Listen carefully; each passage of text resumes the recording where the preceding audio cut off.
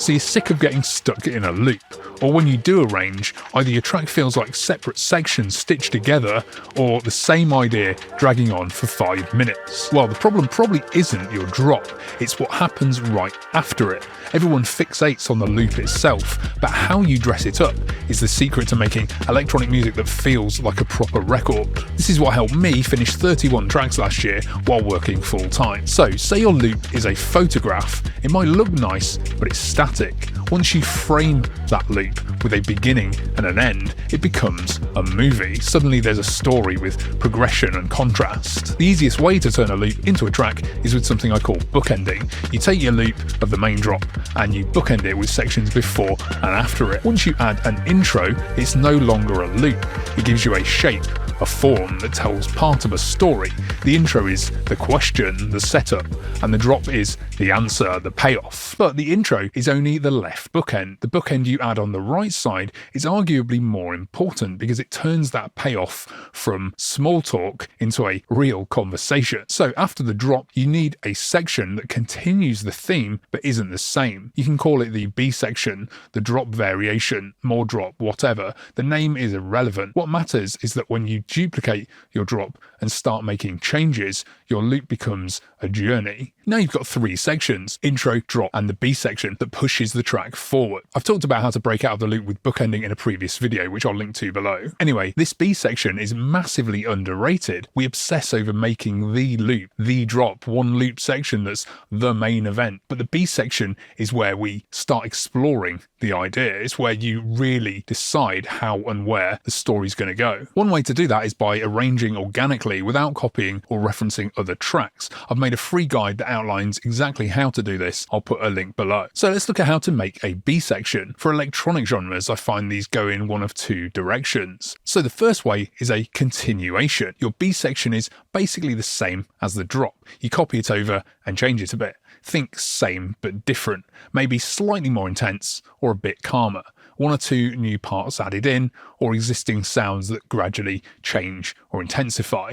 This works well for progressive styles, house, techno, or anything that's meant to evolve slowly. So this is my track Devices coming out on Saturate Records. I wanted this rolling, sequenced feel where the main motif runs constantly. The synth opening up controls the tension, and then the B section pulls back to calm again with some new stabs at it. Same world, different moments.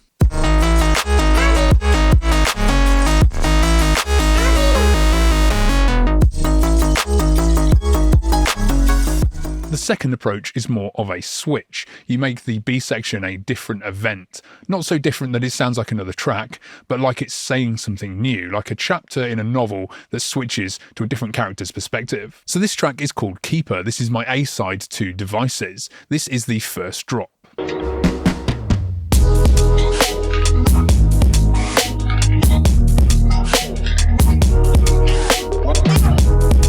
The B section uses the same chord progression as the drop, but I switch into a new synth that changes the whole feel. It's still the same tune, but the energy shifts.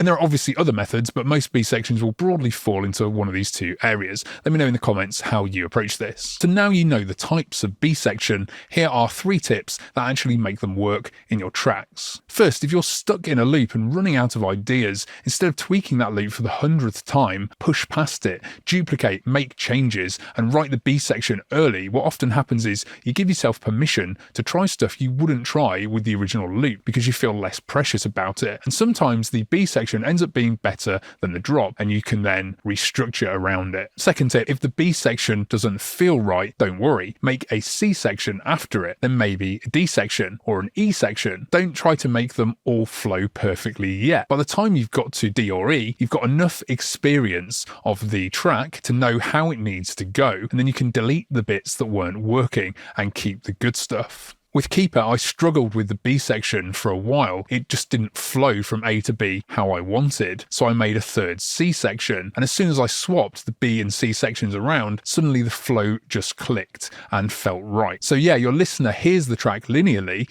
but that doesn't mean you have to make it in a linear way from A to B to C. Don't be afraid to make new sections and swap things around until you uncover the track's core purpose and everything clicks into place. And the third tip, this is one I struggled with for a while: how do you stop sections sounding disjointed, almost like different tracks? Well, the easiest way is to keep threads running through them. Use the same instruments but play different notes, or keep the same notes but change the instrument, or weave in anchor sounds through all sections like connective tissue. Stay in the same world, just move to a different location in that world. In Keeper, I've got the steady drums running through, but there's also this lead motif. This hero sound is really what ties everything together from the start right the way through to the end.